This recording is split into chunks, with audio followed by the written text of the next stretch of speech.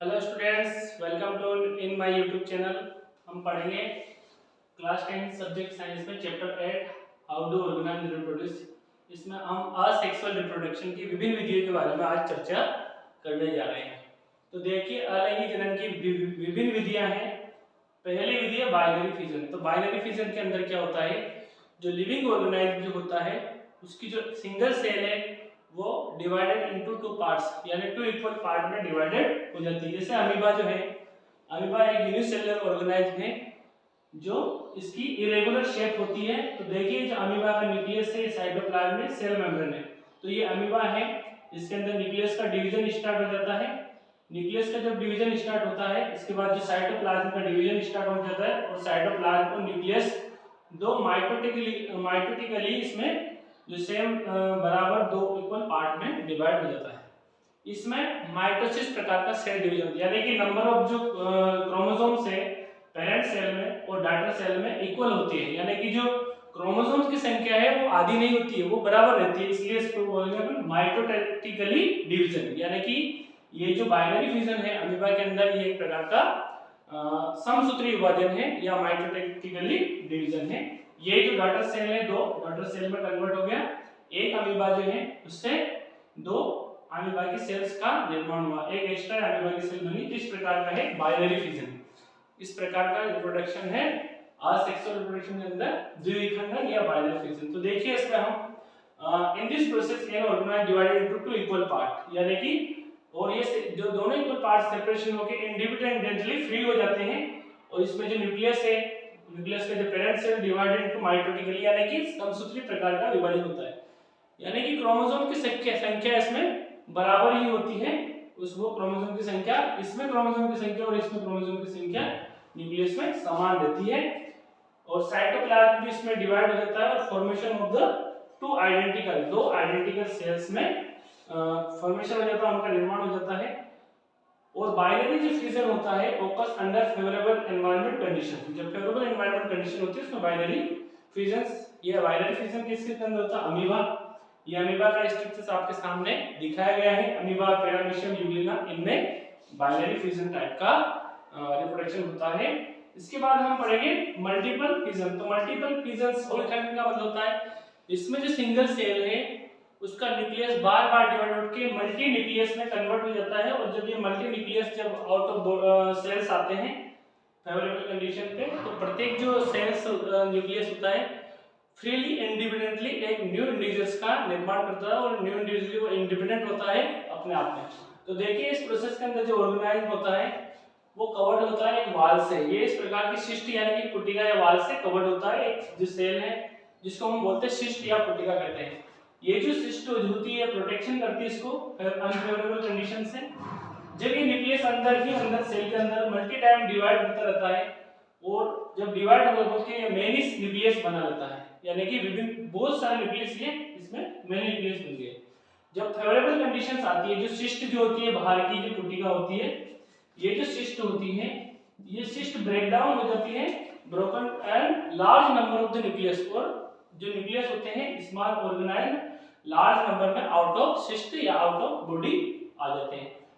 और ये जो प्रत्येक जो न्यूक्लियस है ये न्यूक्लियस फ्रीली इंडिपेंडेंट कैपेबल होता है फ्रीली लिविंग के लिए। इस प्रकार एक सेल से अनेक सेल्स का निर्माण हो जाता है, इसलिए इसको हम बोलते हैं मल्टीपल फिजन, बहुविखंडन। यानी कि एक सेल से अनेक सेल्स का निर्माण हो जाता है, that is called multiple fission. तो मल्टीपल फिजन होता है प्लाज्मोडियम वाइवस, जो मच्छर की मादा एनाफिलिस फीमेल एनाफिलिस मच्छर की लार के अंदर होता है। ये जो प्लाज्मोडियम से उसके अंदर जो असेक्सुअल रिप्रोडक्शन होता है, इस प्रकार प्लाज्मोडियम की जो स्पोर है अनेक मात्रा में स्पोर्स बन जाते हैं। इस प्रकार का उसके अंदर रिप्रोडक्शन होता है असेक्सुअल। राइजोपस है और प्लाज्मोडियम है, इनमें असेक्सुअल रिप्रोडक्शन का ये टाइप पाया जाता है बहुविखंडन। असेक्सुअल रिप्रोडक्शन के अंदर बर्डिंग। तो देखिए, इस प्रोसेस के अंदर जो ऑर्गेनाइज्म होता है उसके अंदर एक आउटग्रोथ इस टाइप की एक बर्ड निकल जाती है। और ये जो बर्ड है जब और अधिक ग्रो करते हुए जब फ्रीली इस प्रकार से नए ऑर्गेनाइज्म का निर्माण कर लेती है, इस प्रकार के मेथड को हम बोलते हैं बर्डिंग। तो बर्डिंग किसके अंदर होता है, हाइड्रा के अंदर। इसका एग्जांपल है हाइड्रा, जो हाइड्रा है उसके अंदर क्या होता है, जो बड है वो मैच्योर हो जाती है। इस प्रकार आउटग्रोथ ये मैच्योर होके जब अत्यधिक मैच्योर हो जाती है, फुली मैच्योर, तो ये जो पेरेंट हाइड्रा है, इस पेरेंट हाइड्रा से ये डिटेच्ड हो जाती है। पेरेंट हाइड्रा से डिटेच्ड होके ये इस प्रकार के पेरेंट सेल्स आदि से जनरेट हो जाती है और ये न्यू हाइड्रा का निर्माण कर लेती है। इस प्रकार की मेथड जिसमें एक बड की सहायता से, यानी कि बड डिटेच्ड होके नए हाइड्रा का निर्माण कर रही है, इसलिए इस मेथड को हम बोलते हैं बडिंग। तो स्टूडेंट्स, आपको पूछा जाए कि बडिंग किसके अंदर होता है, तो बडिंग होता है हाइड्रा के अंदर। और बडिंग क्या है, हाइड्रा के अंदर जो आउटग्रोथ होती है वो आउटग्रोथ बड कहलाती है, जिसको मुकुल बोलते हैं। और ये जो बड आगे बढ़ के मैच्योर हो जाती है और हाइड्रा से डिटेच्ड होके, पेरेंट हाइड्रा से डिटेच्ड होके न्यू सेल्स का निर्माण करती है, न्यू लिविंग ऑर्गेनाइज्म का निर्माण कर लेती है, नए हाइड्रा का निर्माण कर लेती है। That is called budding. और इस प्रकार की इस मेथड को हम मुकुलन विधि या बडिंग मेथड कहते हैं। और जो डिटेच्ड हाइड्रा है फ्रीली इंडिपेंडेंटली लिविंग करता है और नए हाइड्रा का निर्माण पढ़ेंगे हम फ्रेगमेंटेशन और सेक्सुअल रिप्रोडक्शन। फ्रेगमेंटेशन क्या है, जो एल्गी जो होते हैं स्पाइरोगायरा जैसे, तो एल्गी का जो एक जो फ्रेगमेंट होता है, टुकड़ा होता है, दैट इज कॉल्ड फ्रेगमेंट।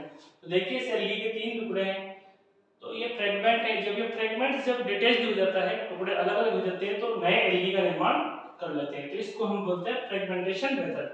तो in this process an organism break down into several part और several part are called fragments। और प्रत्येक fragment divided into a new organism। और प्रत्येक जो ऑर्गेनाइज्म है अपने आप में नए इंडिविजुअल्स का निर्माण कर लेता है, और ये फ्रेगमेंटेशन मेथड होती है और एल्गी के अंदर होता है। नेक्स्ट जो हम फिफ्थ मेथड है अपनी स्पोर फॉर्मेशन, जिसको बोलते हैं बीजाणु निर्माण। तो बीजाणु क्या है और उनका किस प्रकार निर्माण होता है, तो देखिए जो राइजोपस एक प्रकार का फंगी है। तो राइजोपस में क्या होता है, इस प्रोसेस के अंदर जो रेस्टिंग सेल होती है वो get protected by a thick coat, यानी कि एक मोटी परत से डिटेच्ड होती है, इस प्रकार की मोटी परत से डिटेच्ड होती है, प्रोटेक्टेड होती है। और ये जो थिक कोट होती है अनफेवरेबल कंडीशन से इसकी सुरक्षा करती है सेल की। अब जब जो थिक वॉल में जब फेवरेबल कंडीशन आती है तो ये ब्रेक डाउन हो जाती है, और जो अंदर से जो स्पोर होते हैं ये स्पोर्स आउट ऑफ कवर्ड या आउट ऑफ थिक वॉल्स बाहर आ जाते हैं, और जो प्रत्येक जो स्पोर है बाहर आके नए इंडिविजुअल्स का निर्माण कर लेते हैं। इस प्रकार की मेथड कहलाती है स्पोर फॉर्मेशन। और स्पोर फॉर्मेशन होता है राइजोपस के अंदर।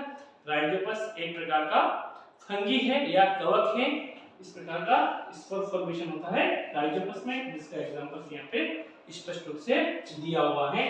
तो ये हमने स्पोर फॉर्मेशन मेथड पढ़ी। स्पोर फॉर्मेशन राइजोपस में होता है, तो स्पोर होते हैं आउट ऑफ बॉडी आ जाते हैं, और प्रत्येक जो स्पोर है डेवलपमेंट होके एक नए इंडिविजुअल्स का निर्माण कर लेते हैं और नए राइजोपस का निर्माण।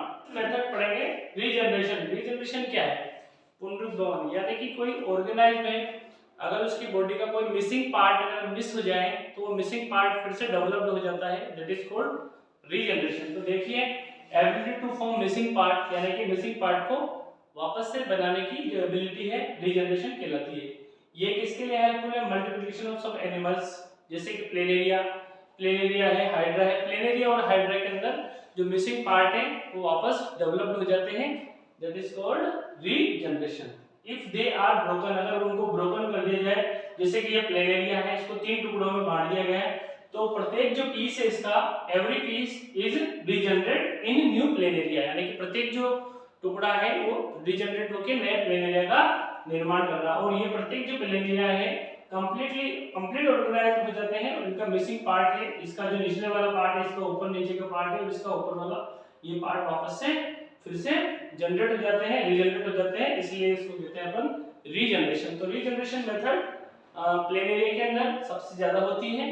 अब अगला है वेजिटेटिव प्रोपेगेशन। तो वेजिटेटिव प्रोपेगेशन क्या है, अगर कोई प्लांट्स का फ्लावर के अलावा जो भी पार्ट है, चाहे भले स्टेम हो, लीव हो, रूट हो, अगर कोई प्लांट फ्लावर के अलावा रूट, स्टेम और लीव की सहायता से नए प्लांट का डेवलपमेंट कर रहा है, तो that is called vegetative propagation. तो वेजिटेटिव प्रोपेगेशन में क्या होता है, कोई प्लांट नए प्लांट का निर्माण करता है जो कि जड़, तना और पत्ती की सहायता से नए पौधे का निर्माण होता है। When a part of the plant, root, stem और leaves get details developed independent individuals और this process is vegetative propagation। तो देखिए वेजिटेटिव प्रोपगेशन रूट की सहायता से, जड़ की सहायता से, स्वीट पोटैटो आलू के अंदर और डहेलिया के अंदर इसकी रूट की सहायता से। अब अगला है स्टेम की सहायता से तने। तो देखिए पोटैटो है, पोटैटो की आंख होती है, आंख उसको अपन उगा देते हैं जमीन के अंदर, तो नया पोटैटो यानी कि पूरा पौधा डेवलप हो जाता है।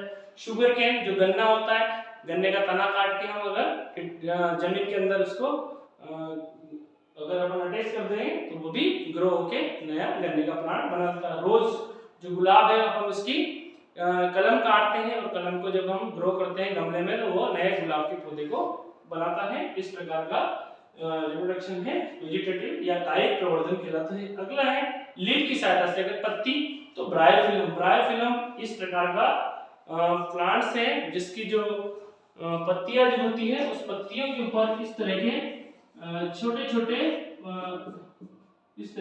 छोटे कलिका या इस प्रकार के प्लांट ग्रो कर जाते हैं ब्रायोफिलम के ऊपर, यानी कि ब्रायोफिलम जिसको हम बोलते हैं पत्थर चट्टा भी कहते हैं, पत्थर चट्टा या ब्रायोफिलम। ये ब्रायोफिलम की जो पत्तियां होती है जब ये डिटेच हो जाती है तो न्यू इंडिविजुअल्स का निर्माण या न्यू प्लांट का निर्माण करती है ये लीव्स की सहायता से।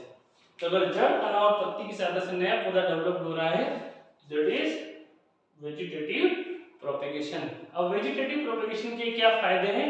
प्रोपेगेशन का सबसे पहला फायदा है vegetative can bear flower and fruits earlier than those produced from seed, यानी कि अगर अपन फ्लावर आएगा, फ्लावर के बाद सीड आएंगे और सीड के बाद हमें प्लांट्स पौधा प्राप्त होगा, प्लांट्स प्राप्त होगा। इसकी सहायता से हम जल्दी से भी हम प्लांट्स को प्राप्त कर सकते हैं। अगला है the plants they do not produce seed. ऐसे भी पौधे होते हैं जो सीड नहीं बनाते, जैसे ग्रेप्स का जो है उसमें सीड्स नहीं होते, are easily propagates by this process. इस प्रकार के पौधे जैसे ग्रेप्स हैं जिनमें हम बीज नहीं बना सकते, जिनमें सीड्स डेवलप नहीं होते हैं, उस प्रकार के पौधे को हम इस वेजिटेटिव प्रोपेगेशन की सहायता से जल्दी से प्राप्त कर सकते हैं। अगला आता है this method is to produce a large number of selected stems of plants without desirable character। बिना desirable character के हम इस विधि की सहायता से many amounts में या बहुत अधिक संख्या में हम large number में selected कर सकते हैं stems को पौधे के। जैसे हमें गुलाब के मान लीजिए एक से अधिक हमें प्लांट्स उगाने हैं तो हम बहुत ज्यादा कलम काट के हम इतने सारे गुलाब के पौधे उगा सकते हैं इस विधि की सहायता से।